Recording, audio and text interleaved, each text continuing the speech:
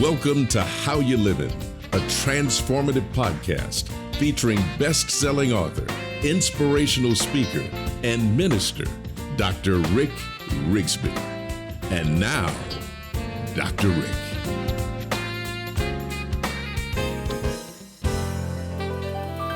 Hello, friends. So glad I could be with you today.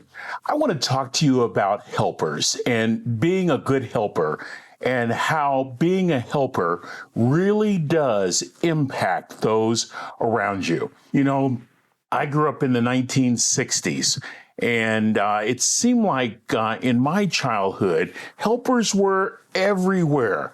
People looked out for one another back in that day. Folks made sure that their neighbor was just as well as they were. From my earliest days, I can remember seeing this particular type of person, whether it was in the neighborhood or at school or at church, whether it was on the Little League field or at the Cub Scout and Boy Scout meeting or in high school music class, even in my college years, even in my various careers. There were always helpers at every junction along the way.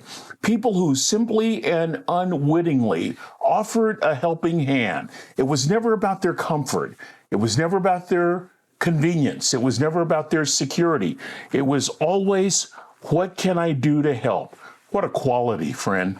What an admirable trait to have. A person who you can depend on regardless of what happens to be on the television set. You know they are going to reach out and offer a helping hand. You know, that's a very powerful value. It reminds me that values are the fundamental beliefs that guide our attitudes and our actions and our behaviors. Values represent the motive behind the action. I grew up with parents that stressed helping as a major value. It was not only our duty to help our neighbor, it was our privilege to help our neighbor.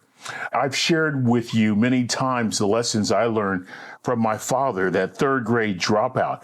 And one of his lessons was you always showed up early. He would say, son, you'd rather be an hour early than a minute late.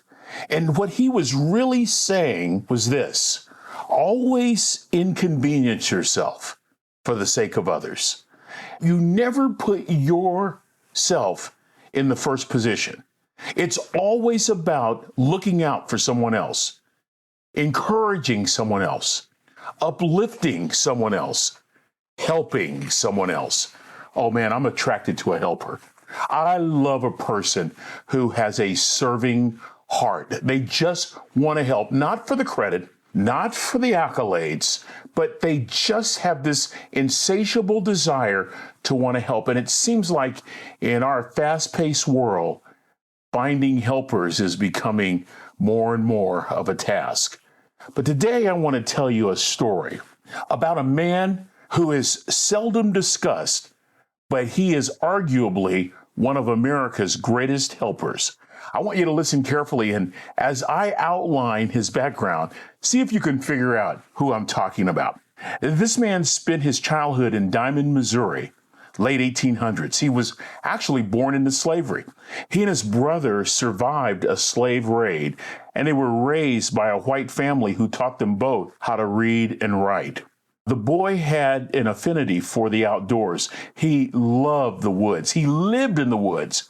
He said on one occasion, I want to know every strange stone, flower, insect, bird, or beast. He loved anything and everything that had to do with nature. He would paint nature. He would work on plants. He was known among his neighbors as the plant doctor. You took your sick plants to this little boy, and he would revive them back to health. And because he, in fact, was a sickly child, he was spared from the hard manual of the day. Instead, he developed this local reputation as one who could take care of your plants and could help you with any of your horticultural needs, right? He would even shed a tear if, while working on one of your plants, he damaged the root system or damaged one of the blossoms. Southern racism prevented this boy from attending public schools in his community, so he would have to hitch a ride or walk for miles to go to one of the Negro schools in neighboring communities. But he always thought if he could get an education, that would be his ticket. And he eventually graduated from high school. Eventually, he would enroll at Iowa State Agricultural College, which is now Iowa State University. He was the school's first black student, which was quite an honor. Even though he could not eat meals in the dining room or board with the other students, he thought these were minor inconveniences in light of the prize. The prize was an education, so he endured. He ate with staff who were also African Americans, and he accepted the benevolence of other people, like a professor who allowed this young man to sleep in his office. He would collect discarded school materials and clothing, and he would revitalize them for his own use. And boy, did he excel in his studies. He even published a couple of articles for the Iowa Horticulture Society. He gained a reputation on campus as being the green thumb boy. He made many good friends. He even held a campus-wide Bible study. And by 1824, 20 years since setting out alone to pursue his education, this young man earned a bachelor's degree in agriculture and was so respected by his professors, they encouraged him to pursue his master's degree at Iowa State, where he also taught classes. Have any idea who I'm talking about? I bet many of you do. It was about this time when this young man received a letter that would change his life. Booker T. Washington had started a school in Tuskegee, Alabama, called the Tuskegee Institute. And President Washington sent a letter to this young scientist saying, "Why don't you join my faculty and let's change the world together? I want you, young man, to start an agricultural department." And although Tuskegee couldn't offer him the salary Iowa State did, this young man chose to sacrifice personal comfort and wealth to help educate African American students. His name? George Washington Carver. Carver's entire life thus far had been dedicated to the pursuit of education and seeking anyone he could help along the way. Tuskegee would give him that opportunity and would eventually place him on a global stage. When he got to Tuskegee, he had painting equipment. He had other kinds of science equipment that he had been able to gather along with his personal belongings. And Tuskegee gave him 2 dorm rooms, one for sleeping, one for storage, and the generous salary of $1,000 per year. Carver set out to teach science to Negro students and never looked back. Not only was Carver becoming a world-class scientist, he was on the forefront of recycling. For you see, I love this part of the story. He would go to scrap piles where he would find old hubcaps. Those became specimen trays. Old glass milk containers became beaker bottles. He used everything he had. He did everything he could to help his fellow man. You know that he made a lot of inventions from peanuts, but he made a total of over 300 inventions, not just with peanuts, but from sweet potatoes and even from soybean. He invented things from soap to shaving cream. In fact, friends, George Washington Carver helped save the economy of the South when ruts in the soil threatened crops, when soil became depleted from the repeated planting of cotton. Carver suggested that farmers plant sweet potatoes and peanuts to replenish their fields. To help compensate for a rubber shortage during World War II, Carver invented a synthetic rubber compound to offset the shortage. Apparently, automobile mogul Henry Ford made several trips to Tuskegee in an effort to convince Carver to move to Michigan and work for him. I recall one story where Ford offered Carver a blank check and said, "Together, we'll change the world." But Carver stayed right there, mindful of the fact that it took him years to gain access into a university. And now he had these university students in his classroom, and he was going to show them how education could prepare them for a lifetime of helping other people. And oh, did his students love him. And oh, did he love to help his students. In fact, George Washington Carver never married, died January 5th, 1943. He donated his entire life savings, estimated between $50,000 to $80,000, to the Tuskegee College. Why? To help students continue learning. You know, on a personal note, friends, I remember a cross-country trip back in the 80s with my first wife, Trina. And we had two little boys, and she wanted to stop in some little town called Diamond, Missouri, because she had heard about the George Washington Carver Museum. I had no interest whatsoever. My goal was to make time. We got to make time. We got to be back to this location at a certain time. And she was persistent. And eventually we compromised.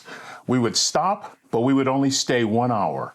The story goes in our home, and it's a great family story now, that through the tears and amazement, I drug that 1 hour into 8 hours.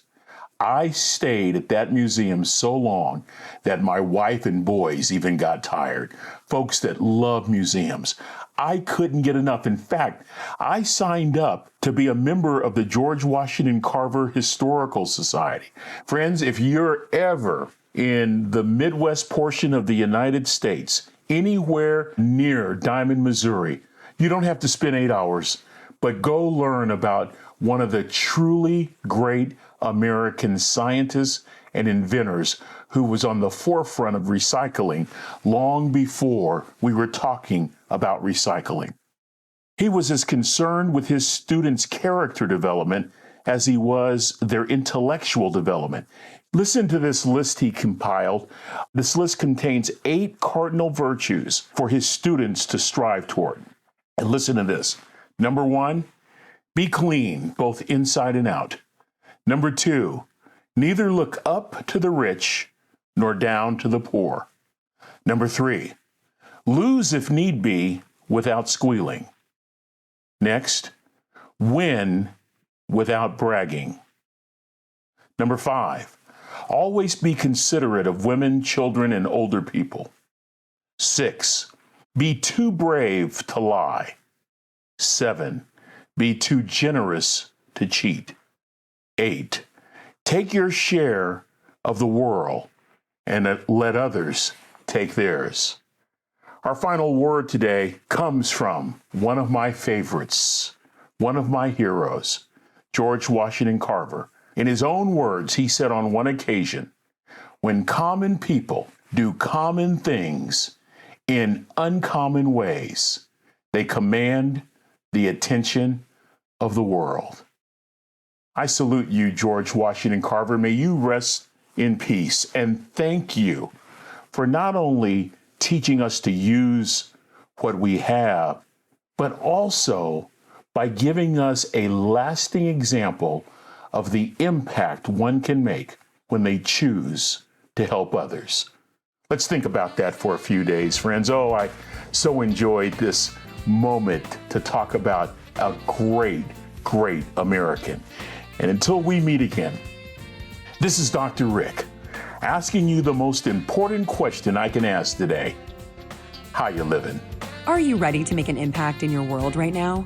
Do you want to stop existing and start living your best life right now? Dr. Rick wants to give you the first chapter of his best-selling book, Lessons from a Third Grade Dropout, absolutely free. Just go to www.rickrigsby.com/free gift to get the print or audiobook right now. This is thepodcastfactory.com.